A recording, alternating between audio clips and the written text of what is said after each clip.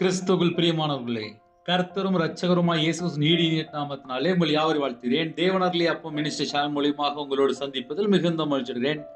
தினம்தோறும் இரவு நேரத்தில் 8 மணிக்கு பரிசுத்த வேதாகமத்திலிருந்து ஒரு பகுதி நாம் தியானித்து நம்முடைய குடும்ப பாதுகாப்புக்காக நாம் ஜெபித்து வருகிறோம்.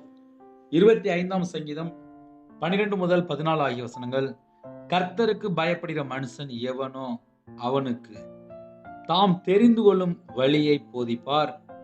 அவன் ஆத்துமா நன்மையில் தங்கும். அவன் சந்ததி பூமியை சுதந்தரித்துக் கொள்ளும். கர்த்தருடைய ரகசியம் அவருக்கு பயந்தவர்களிடத்தில் இருக்கிறது. அவர்களுக்கு தம்முடைய உடன்படிக்கையை தெரியப்படுத்துவார். ஹல்லேலூயா. கிறிஸ்துவுக்குள் பிரியமானவர்களே, இன்னைக்குள்ள செய்தி ஒரு ஆசீர்வாதமான செய்தி.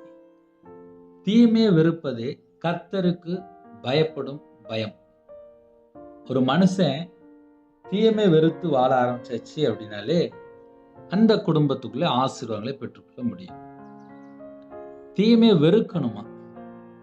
தீமையை வெறுப்பதே கர்த்தருக்கு பயப்படும் பயம். 24 மணி நேரம் வாழ்க்கையில எத்தனையோ தீமைகள் வந்துட்டு போயிட்டு தான் இருக்கும். ஏன்னா செல்போனை தொட்டா நன்மை இருக்கு, தீமை இருக்கு. ஒரு வீட்டில் டிவி ஆன் பண்றாங்க, நன்மையும் இருக்கு, தீமையும் இருக்கு. நல்லது பார்க்குறவங்களும் இருக்காங்க, கெட்டதை பார்க்குறவங்களும் உலகத்துக்குள்ள தான் இருக்கிறாங்க. நம்ம வெளியில் புறட்டு போகிறோம், நம்ம பேசுகிற ஒரு குடும்பமாக இருக்கலாம், இல்லை ஒரு நபராக இருக்கலாம். நன்மை யோசிக்கிறவங்க இருக்காங்க, தீமை யோசிக்கிறவங்க இருக்காங்க. 24 மணி நேரம் ஒரு குடும்பத்திலே நன்மை யோசித்தால் அந்த குடும்பத்துக்குள்ளே ஆசீர்வாதம்.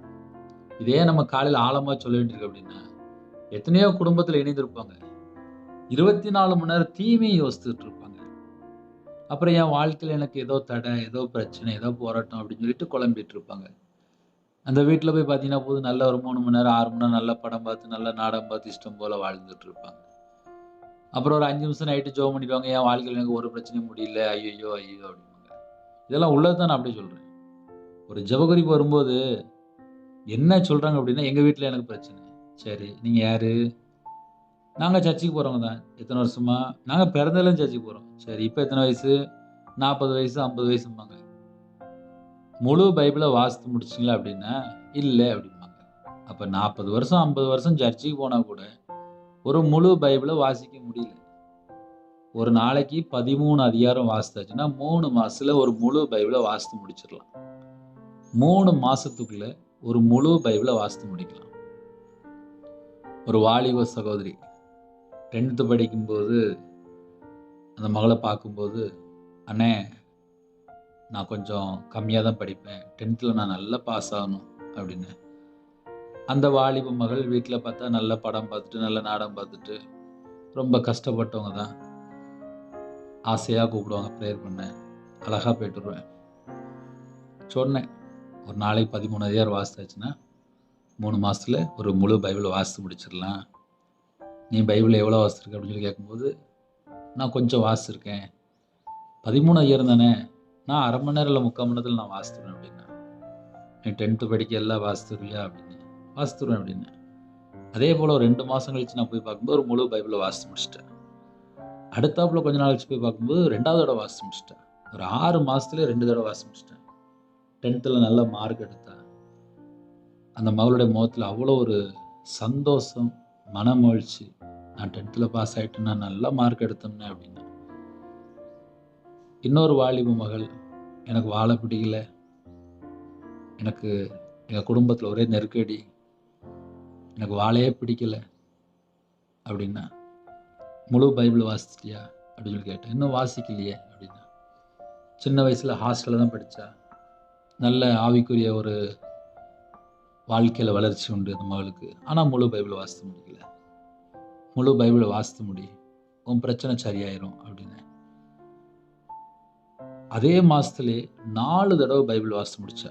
ஒரு முழு பைபிளை 4 தடவை பைபிள் வாசித்து முடித்தா. அடுத்த மாதம் பார்த்தா கல்யாணம் முடிஞ்சிட்டு அப்படின்னாங்க. 1 வருஷம் கழிச்சு அந்த மகளை பார்க்கும்போது, நீங்கள் பைபிளை வாசித்து முடிக்க சொன்னீங்க, நான் ஒரே மாதத்தில் 5 தடவை எப்படியாவது பைபிளை வாசின்னு சொல்லி நான் நினச்சேன்.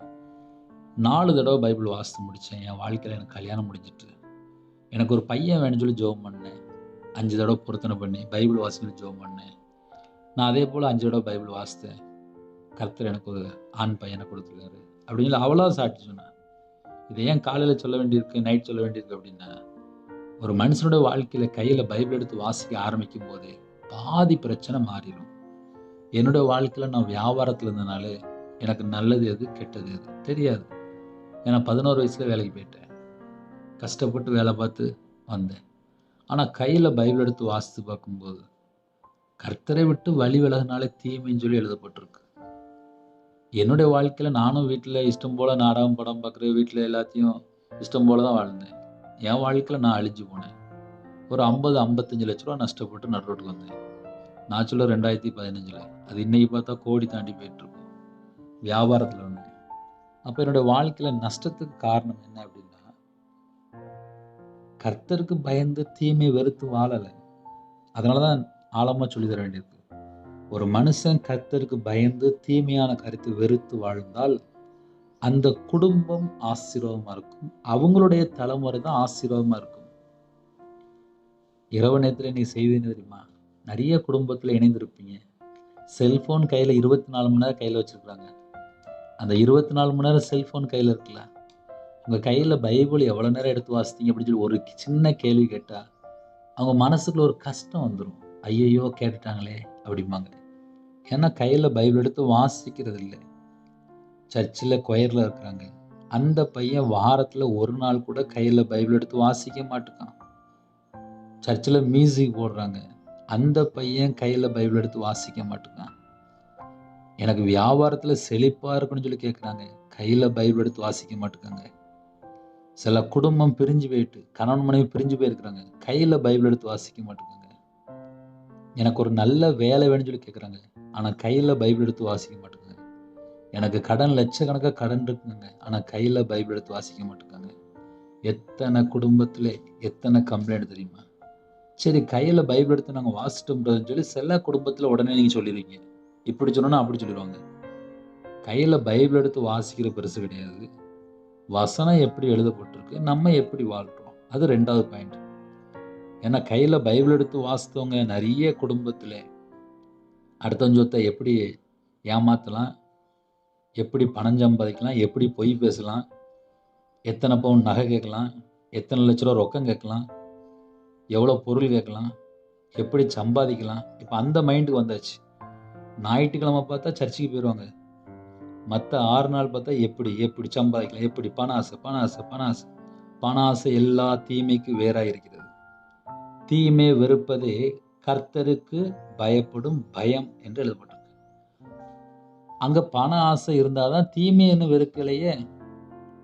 இப்ப பிரச்சனை எங்க ஆரம்பிக்கு, ஏன் பிசாசு போக மாட்டுக்கு அப்படின்னா, ஒரு குடும்பத்துல என்ன பிரச்சனை அப்படின்னு சொல்லி கொஞ்சம் ஆழமா உள்ள போய் பார்த்தா பண ஆசை உள்ள கிடக்கு. கோடி கணக்கா சொத்து வச்சிருக்காங்க. அவங்களுக்குள்ளேயும் பண ஆசை தான் இருக்கு. நிறைய குடும்பத்துல எது பிரச்சனைன்னு சொல்லி தேடி தேடி பார்த்தா ஏன் பிசாசு துரத்தினா போக மாட்டுக்கு, ஏன் போக மாட்டுக்குன்னு சொல்லி பார்த்தா அந்த வீட்டில் பார்த்தா பண ஆசை எல்லா தீமைக்கும் வேறா இருக்கிறது. எல்லா தீமைக்கும் தீமை எங்கெல்லாம் இருக்கோ அங்கெல்லாம் பிசாசு வந்துடும், ஆட்டோமேட்டிக்காக வந்துடும்.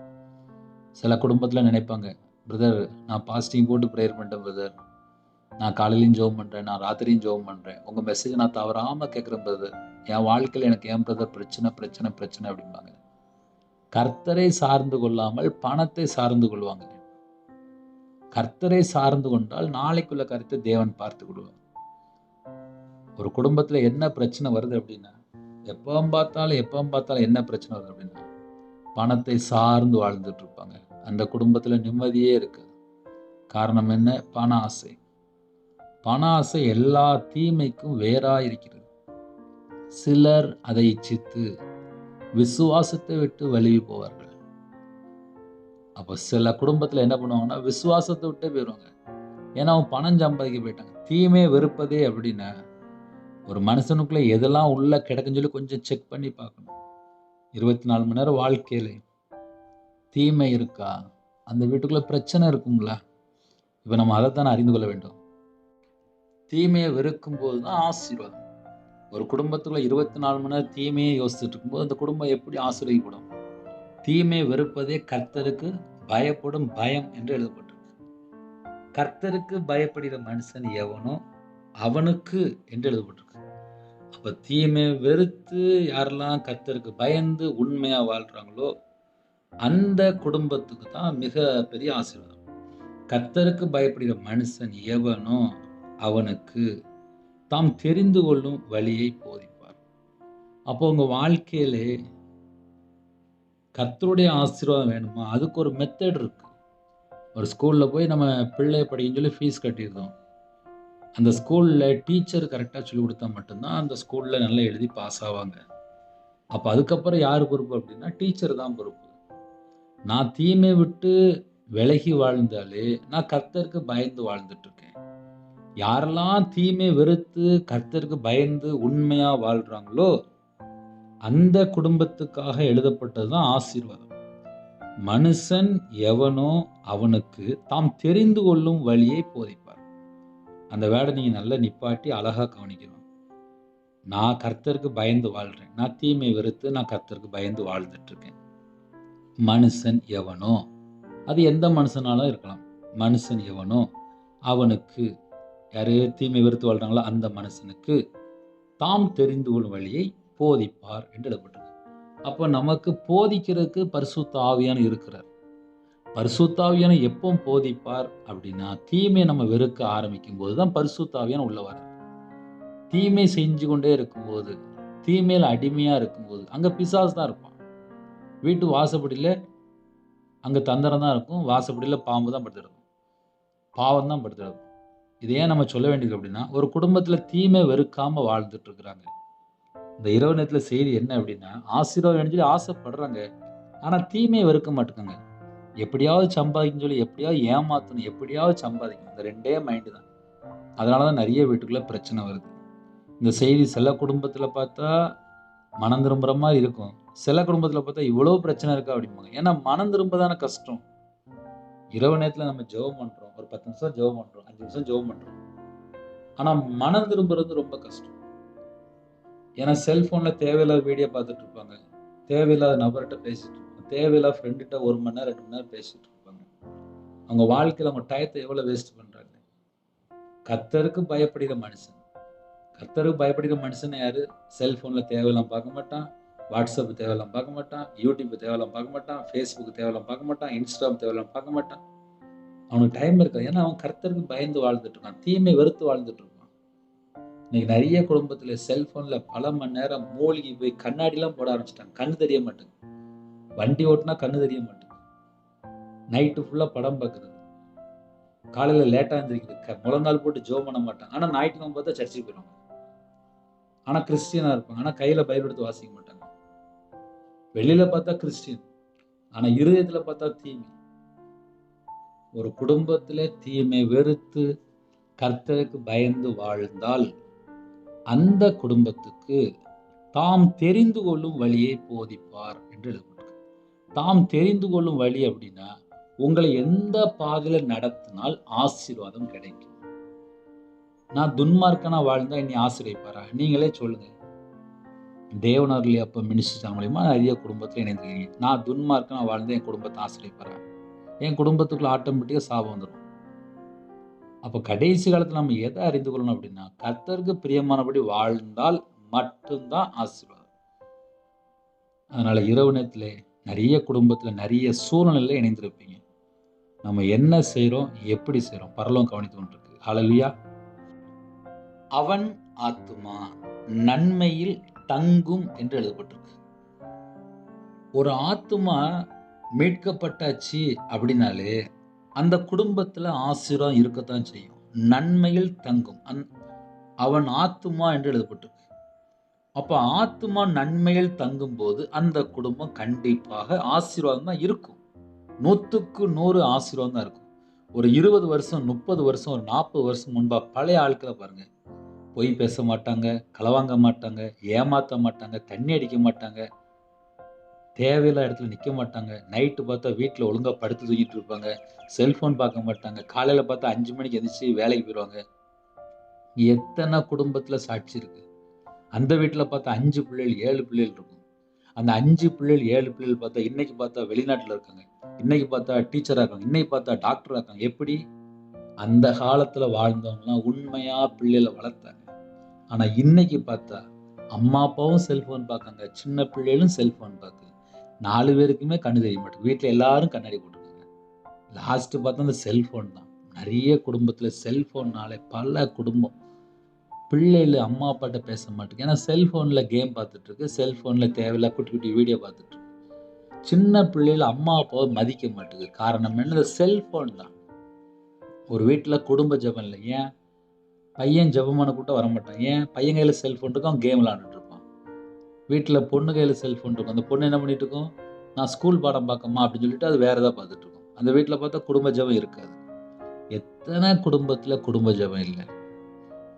ஒரு வீட்ட கர்த்தர் ஆசீர்வதிக்கும்னு சொல்லி விரும்பினால், அந்த வீடு கரெக்டான்னு சொல்லி முதல்ல செக் பண்ணி பார்ப்பாரு. 4 பேர் வாழ்றாங்க.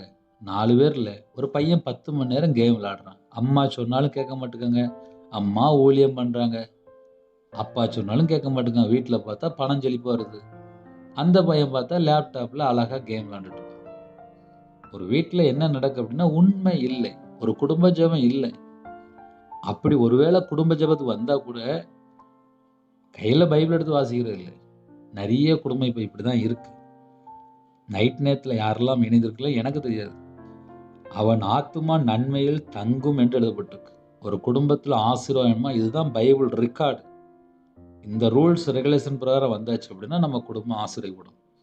2016 வரைய நான் ஒரு வியாபாரியா இருந்தேன். 2016ல இயேசு கிறிஸ்துவுக்காக முழு நேரத்து ஊழியத்துக்கு வந்தேன். இன்னைக்கு வரையும் உயிரோட இருக்கேன். காரணம் என்ன தெரியுமா? கையில பைபிள் எடுத்து வாசிக்க ஆரம்பிச்சேன். கொஞ்சம் கொஞ்சமா மனம் திரும்ப ஆரம்பித்தேன். உங்க வாழ்க்கையிலே கர்த்தரை விட்டு தள்ளி போற எத்தனையோ காரியங்கள் இருக்கான்னு சொல்லி செக் பண்ணி பாருங்க. தேவையில்லாத வீடியோ எல்லாம் பார்க்குறீங்களான்னு சொல்லி செக் பண்ணி பாருங்க. ஏன்னா உலகத்துக்குள்ள தான் இருக்கும். நெறைய குடும்பத்துல தேவையில்லாத வீடியோ பார்க்குறவங்க தான் நெறைய பேர் இருக்கிறாங்க. அவன் சந்ததி பூமியை சுதந்திரித்துக் கொள்ளும் என்று எழுதப்பட்டிருக்கு. அவன் சந்ததி அப்படின்னா உங்க அடுத்த தலைமுறை பூமியை சுதந்திரித்துக் கொள்ளும். பூமியில் உள்ள எல்லா ஆசீர்வாதமும் உங்க பிள்ளைகள் பெற்றுக்கொள்ளுமா? உங்க பேரம்பேத்தி, உங்களுடைய வம்சம், அடுத்த தலைமுறை அவங்கலாம் வந்து ஆசீர்வதிக்கப்படணுமா?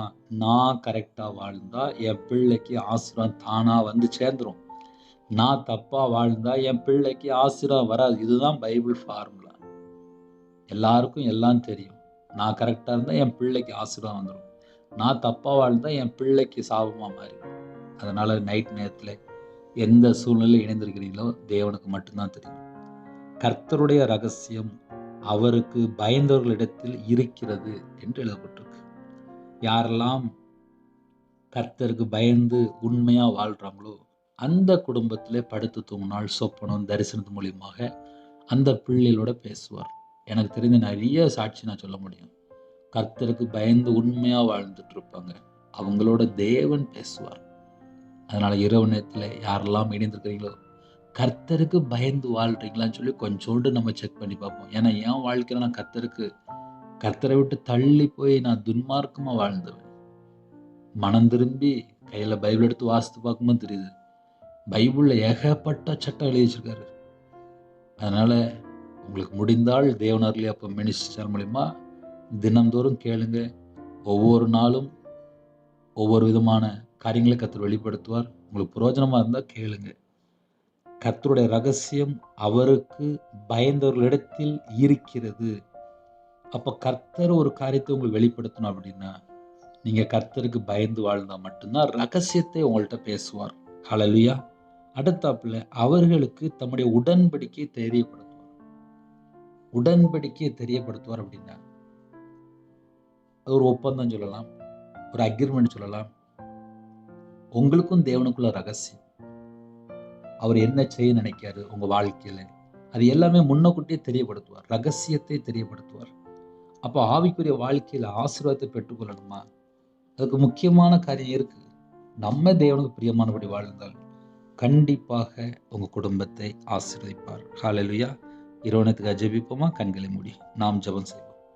எங்களை அதிகமாய் நேசிக்கிறோம் அன்பு இந்த பரிசுத்தமுள்ள நல்ல தகப்பனே, உம்மை நன்றியோடு துதிக்கிறோம் ராஜா. யாரெல்லாம் இரவனத்தில் இணைந்திருக்காங்களோ எல்லா குடும்பத்தையும் உங்களுடைய கரத்துல முடியும். கர்த்தரை விட்டு தள்ளி போன எல்லா பாவத்தையும் எல்லாம் மன்னிச்சிருங்கப்பா. எங்க வாழ்க்கையில எத்தனையோ குறை இருக்குப்பா, எல்லாவற்றையும் மன்னிச்சிருங்க. நாங்க தேவனுக்கு பிரியமானபடி வாழ வேண்டும். எங்களோட ஆவி, ஆத்துமா, சரீரம், சிந்தனை, நினைவு எல்லாம் உம்முடைய ஜீவனுக்கு அர்ப்பணிக்கிறோம். நிறுவனத்திலே டியூட்டியில் இருக்காங்க, ட்ராவலிங்கில் இருக்காங்க, ஹாஸ்டலில் இருக்காங்க, ஹோமில் இருக்காங்க, ஐடி ஃபீல்டில் இருக்காங்க. இன்னுமாக எத்தனையோ குடும்பத்தில் டாக்டர்ஸ் எல்லா குடும்பமும், வாட்ச்மேன்லேருந்து செக்யூரிட்டிலேருந்து போலீஸ் ஆஃபீஸர் ஆர்மிலேருந்து எல்லா குடும்பத்தையும் கர்த்தர் கரம் தொட்டு ஆசிரியங்க, பாதுகாத்து கொள்ளுங்க. ஹாஸ்பிட்டலில் அவசர சிகிச்சையில் இருக்காங்க, ஐசியூவில் இருக்காங்க, சரீரத்தில் பலவீனத்தோடு படுத்தப்படுகள் இருக்காங்க, பலவீனத்தோடு இருக்காங்க. நிறைய குடும்பத்தில் பலவிதமான பலவீனத்தோடு ஜெபிக்கிறாங்க. எல்லா குடும்பத்தையும் தொட்டு சுகமாக்கித்தாங்க. உங்களுடைய தழும்புல கருத்தினால் தொட்டு சுகமாக்கித்தாங்க. என்னுடைய பலவீனத்தை எல்லாம் சிலுவையில் சுமந்தவரே உண்மை அழைக்கிறோம்ப்பா. உங்கள் பிள்ளைகளை கத்தர் கூட வந்து பரிபூர்ணமான சுகம் தாங்க. நைட்டு படுத்துங்க போகிறாங்க, கெட்ட சொப்னம், தேவையில்லா பயம், தற்கொலை எண்ணங்கள் எல்லா செத்தகிரிகள் அழகி விடட்டும். வரக்கூடிய காரியத்தை வெளிப்படுத்துங்க. அதிகாலையில் உங்களுடைய பாதவில் கண் விழிக்கிறத கிருபை செய்யுங்க. டைவர்ஸ் அளவுக்கு பிரச்சனை ஓடிட்டு இருக்கு, மரண தருவையில் சில குடும்பத்தில் வீட்டில் பலவிதமான உபத்திரம், சந்தேகம், அடிக்கிறாங்க, விக்கிரத்தில் பாதிக்கப்படுவாங்க, மாந்திரியம், பிள்ளி சுனியம், ஏவலில் பாதிக்கப்படுவாங்க. எந்த குடும்பத்தில் எந்த ஆவியல் கிரியை செய்து கொண்டுக்கோ சத்துருன் கிரியெல்லாம் வேரோட சங்கரிக்கப்பட்டுப்பா இயேசு நாமத்தில் சுட்டி வேண்டும். கத்தர் பொறுப்படுத்துங்க. அது மாத்திரமல்ல, கற்பத்தனையா ஜெபிக்கிறாங்க, கத்தர் மனம் இறங்கி ஆசிரிங்க. மாசமா இருக்காங்க, தாயும் பிள்ளையும் ஆசிரிங்க, டெலிவரி கொடுக்குறாங்க, கத்தர் கொடுங்க. திருமண தேவைக்கா ஜெபிக்கிறாங்க, கத்தர் வாசல் திறந்து சகல விதமான வாசல் திறந்தாங்க ராஜா. எல்லா குடும்பம் ரட்சிக்கப்படணும். தேவனார்களே அப்போ மினிஸ்டர் மூலியமா இணைந்து எல்லா குடும்பத்தையும் கத்தர் பொருட்படுத்துங்க. நிறைய குடும்பத்தில் கடன் நிமித்தமாக போராடுறாங்க. அந்த கடனுக்கு ஒரு முடிவு கொண்டு வாங்க. ஸ்கூல் ஃபீஸ் கட்டணும், காலேஜ் ஃபீஸ் கட்டணும். கத்தர் வாசல் திறந்து உங்கள் பிள்ளைகளுடைய நன்மை பெற்றுக் கொடுக்கறதுக்கு கிருபை செய்யுங்க. இந்த வருஷத்துல என்னென்ன நோக்கத்தை ஜெபிக்கணும், முழு வேதாமத்தை வாசித்து முடிக்கணும், தேவனுக்கு பிரியமானபடி வாழணும். நைட் நேரத்திலே எங்கள் வீடு முழுவதும் இயேசு கிறிஸ்து ரத்தம் நிலைவிட்டு ராஜா, உருவின பட்டயத்தோட தேவ தூதர் உலாவி கொண்டுட்டும். எங்கள் வீட்டுக்குள்ளே நீங்கள் வாங்கப்பா, உங்களுடைய கரத்தில் பண்ணிடும். தேவையில்லா எண்ணங்கள், தேவையில்லா சொப்பனங்கள் எல்லாவற்றையும் விலக்கி கத்தர் ஆசிரியங்க. வெளிநாட்டில் இருக்காங்க, அவங்க இருக்கிற இடத்துல எல்லா குடும்பத்தையும் கத்தர் பாதுகாத்து கொள்ளுங்க. கர்த்தருடைய நாமம் மட்டும் விடட்டும். துதி கன மகிமை எல்லாம் ஒருவருக்கே செலுத்துகிறோம். இயேசு கிறிஸ்து பிதாவே ஆமென். தேவனுக்கே மகிமையுண்டதாக. கர்த்தர் தாமே உங்களையும் உங்கள் குடும்பத்தின் சகல காரியத்திலும் சம்பூர்ணமாக திருப்தியாக கர்த்தர் கூட ஆசீர்வதிப்பாராக. ஆமென். கர்த்தராகிய இயேசுவின் கிருபையும் பிதாவாகிய தேவனுடைய அன்பும் பரிசுத்தனுடைய ஐக்கியம் எப்பொழுதும் சதா காலங்களிலும் நம் மனோடு கொடுப்பதாக. ஆமென். கிறிஸ்துவில் பிரியமானவர்களே, தனி ஜெபம் பண்ணுங்க, குடும்ப ஜெபம் பண்ணுங்க. எங்களுடைய ஊழியல் காத்துடன் ஜெபித்துள்ளார்கள். கர்த்தர் உங்களையும் உங்கள் குடும்பத்தின் சகல காரியத்திலும் சம்பூர்ணமாக திருப்தியாக ஆசீர்வதிப்பாராக. ஆமென். கர்த்தராகிய இயேசுவின் கிருபையும் பிதாவாகிய தேவனுடைய அன்பும் பரிசுத்தனுடைய ஐக்கியம் எப்பொழுதும் சதா காலங்களிலும் நம் மனோடு கொடுப்பதாக. ஆமென். God bless you.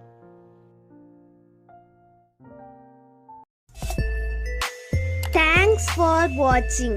Please subscribe our channel. Click the like and share. Click the bell.